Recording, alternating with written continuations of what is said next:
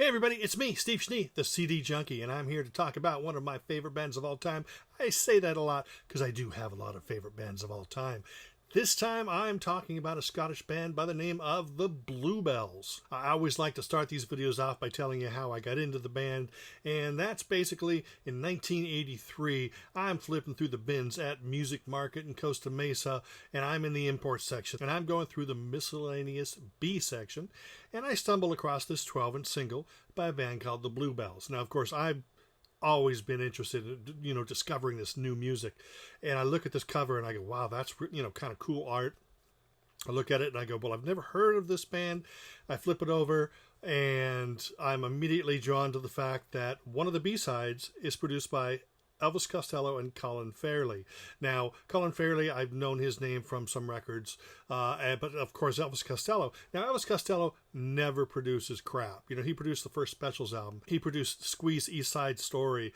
He produced a track by Mentals, anything. So I knew that he really had good taste in music, and he only produced things that he really felt strongly about. So I thought, okay, that sells me, but I just look at it and I just go, these guys look like they're really cool. I gotta give this a shot. They weren't wearing kooky makeup or weird clothes or have weird hairstyles.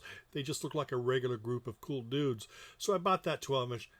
It was a single called Calf, and the B-sides were All I Ever Said and Fall from Grace. So I put the A-side on and blown away. This was not music that was made for the times. This was music that was more timeless. Jangly guitar, harmonica, great vocals, great hook. I'm not going to say these sound like the Beatles, but it was like a mixture between Beatle-esque pop and maybe some folk influences, but it was catchy as sin. The B-sides were even better. In fact, All I Ever Said remains one of my favorite songs by them. That's the one produced by Elvis Costello and Colin Fairley.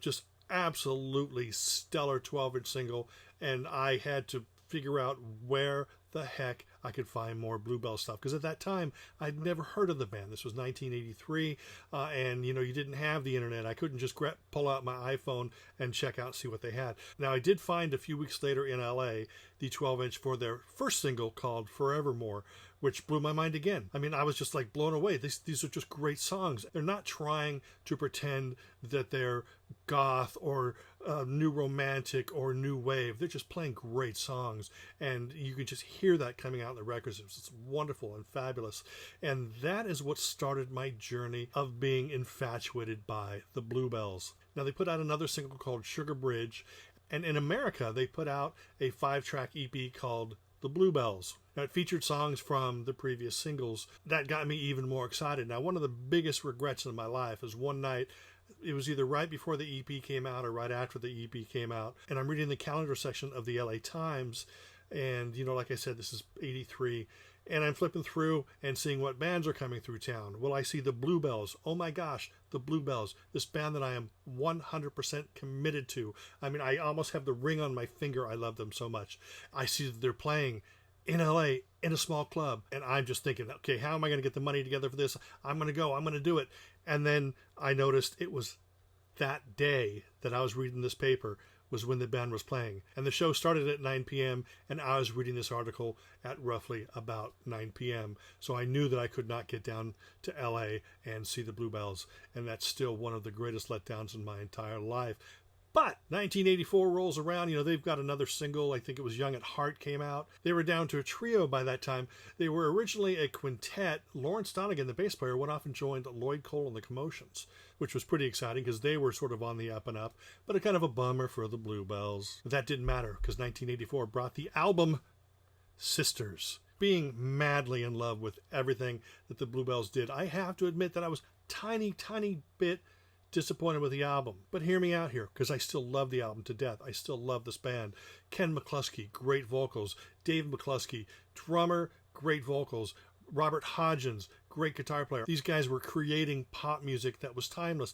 But the only thing that sort of hindered the album a little bit is it seemed like their label was saying, we kind of want you to sound like Culture Club.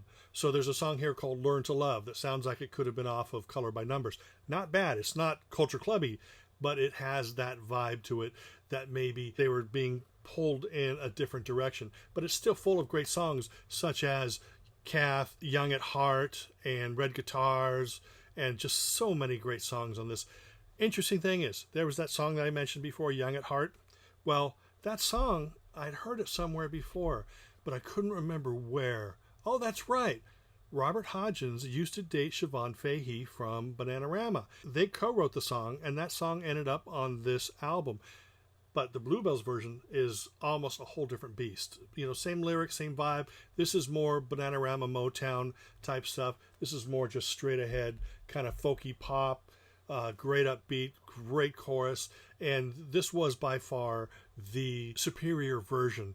But it's a fabulous album. One of the greatest things that the Bluebells ever did was a single called I'm Falling, which is on this album. It is one of those songs that starts in one place and ends in another. You know, if you put the needle on and you listen to the first 30, 45 seconds of I'm Falling, lift up the needle and put it down at the last 35, 40 seconds, it sounds like it's a completely different song, but it's so masterfully put together. In fact, all their songs, most of them written by Robert Hodgins, although the McCluskey brothers did have input and they did co-write songs. You know, they were a very important part of the band. In fact, all three of those members, Robert Hodgins, Ken, and David McCluskey, really made the Bluebells. Everyone around them added to the stew, but those were the core members, and they really made it great. This album here, as I said, it is the album Sisters, came out in 1984. This is the Japanese CD, so they add the post-album single called All I Am Is Loving You, which is fantastic, a wonderful song. It wasn't on the album originally. Sadly, they only put the extended mix here, so the 7-inch version is not available on CD. Now, notably, they didn't put Sugar Bridge on it. Now, here I am complaining that a lot of the songs were on previous singles, but of course, Everybody Somebody's Fool was the third version of the song that I heard by the band at that time.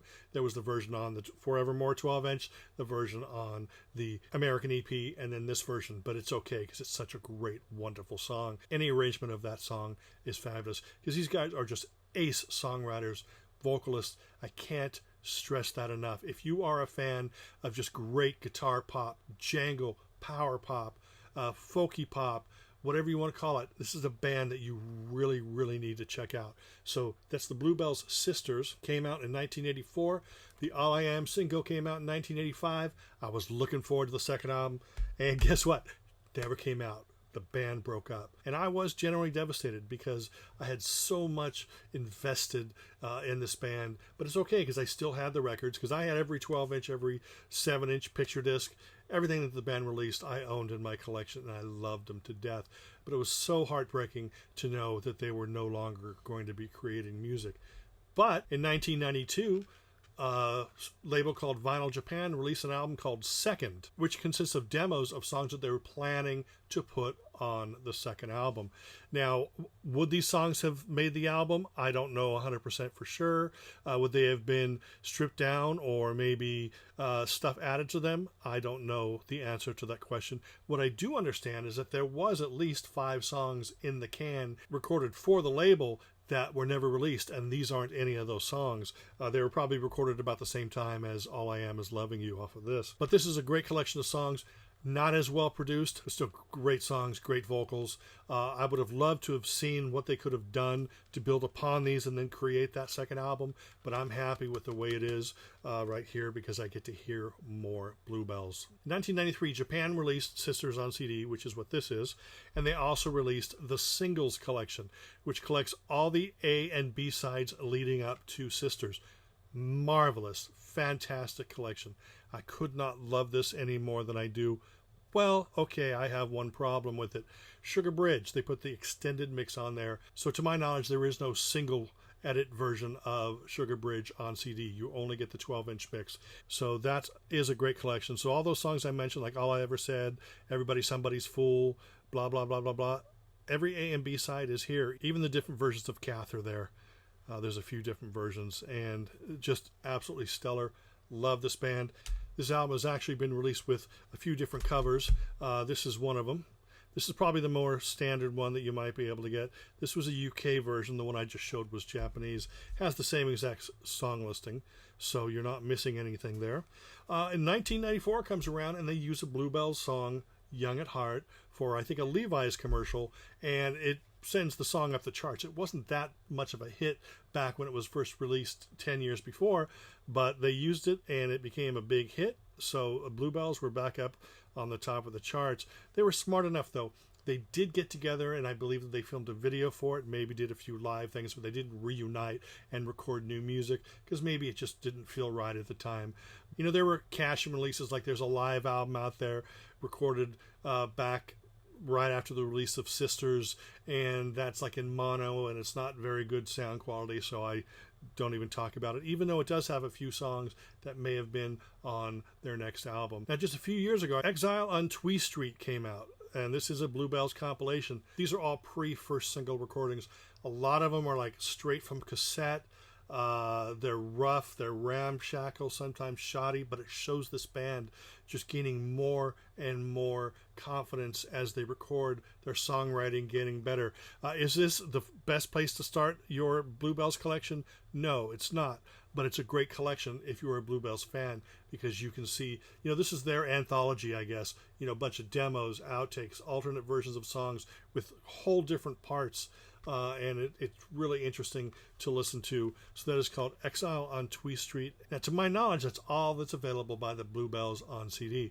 What I have heard is coming in November, Sisters is getting reissued on CD. Now, it's not this version with their final single added. And what they've done is they added a couple of the early B-sides, not too many, I think maybe 2.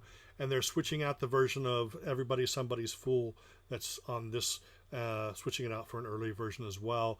So it's going to be slightly different. So if you own this version from Japan, you're going to want to hang on to it, but you're also going to want to go out and buy the new version. So Sisters by the Bluebells is going to be officially released for the first time on CD outside of Japan. I believe it's also being released on vinyl as well. So definitely check that out when that comes out. Now, what I do want to talk about is the band members went off and they did some things like, now Robert Hodgins got involved in Paul Quinn and the Independent Group, and he played guitar with them, and they put out some great records. Stupid Thing is a great song. He was also in a band called The Poems, who put out an album out in the U.S.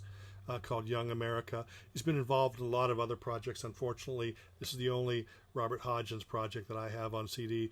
I apologize, Robert, but it's not like you're going to watch this video anyway. But I do have the McCluskey Brothers, which is Ken and David McCluskey. Aware of All was their first duo album, came out in 1986. If you like the Bluebells, you're going to enjoy this. It's more of the folky type Bluebell stuff. It's more of a duo, acoustic, folky, but it does have great vocals, great melodies. You should definitely check that out. Favorite Colors came out in 1992. Another great collection of songs. Wonderful Affair, Ken and Dave McCluskey, another great collection of songs. And then there's Housewife's Choice, which is a collection of the best of the other 3 albums, and it's a great collection of songs. Definitely check that out. So anyway, that's it for this video on the Bluebells. I love this band to death. I'm still a hardcore fan. Here it is nearly 40 years later, and I hope to have at least 1, 2, or 3 of the guys on my podcast to interview them when the reissue of Sisters comes out. Don't know if that's going to happen, but keep your fingers crossed. Anyway, thank you for allowing me to talk about the Bluebells. I appreciate it. And until the next time, remember me. I'm Steve Schnee, the CD Junkie.